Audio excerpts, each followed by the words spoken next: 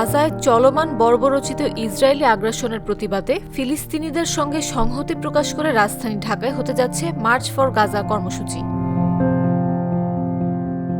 শনিবার বিকেল ৩টায় সোহরাওয়ার্দী উদ্যানে শুরু হবে গণজামায়াতের আনুষ্ঠানিকতা। মাগরিবের পূর্ব পর্যন্ত চলবে এ কর্মসূচি।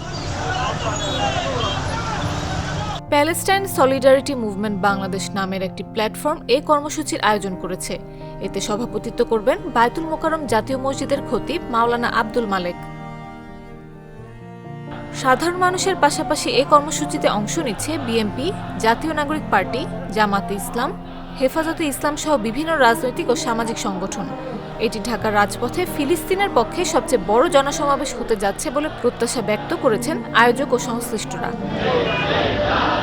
আয়োজকেরা জানিয়েছেন, এই কর্মসূচিতে যোগ দেবেন আলোচিত ইসলামী বক্তা মিজানুর রহমান আজহারী, আস সুন্নাহ ফাউন্ডেশনের চেয়ারম্যান শায়খ আহমদুল্লাহ সহ অনেকেই।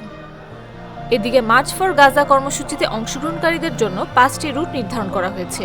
আজ দুপুর 2টায় বাংলা মোটর, কাকরাইল মোড়, 0 পয়েন্ট, বকশীবাজার ও নীলক্ষেত মোড় থেকে সমাবেশ অভিমুখে পদযাত্রা শুরু হবে।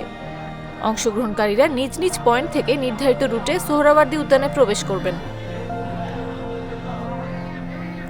নির্দেশনা অনুযায়ী বাংলা মোটর থেকে আগরতলা রমনা গেট দিয়ে, কাকরাইল মোড় থেকে আগরতলা ইঞ্জিনিয়ার্স ইনস্টিটিউট দিয়ে সোহরাওয়ার্দী উদ্যানে প্রবেশ করবেন। এছাড়া 0 পয়েন্ট ও বকশীবাজার থেকে আগরতলা টিএসসি গেট দিয়ে, নীলক্ষেত মোড় থেকে আগরতলা টিএসসি গেট দিয়ে সোহরাওয়ার্দী উদ্যানে প্রবেশ করবেন।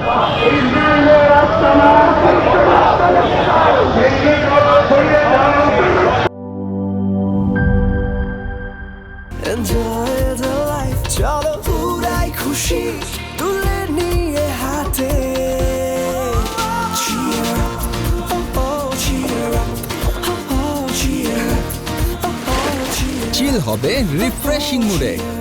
চিয়ার আপ, চলো উড়াই খুশি।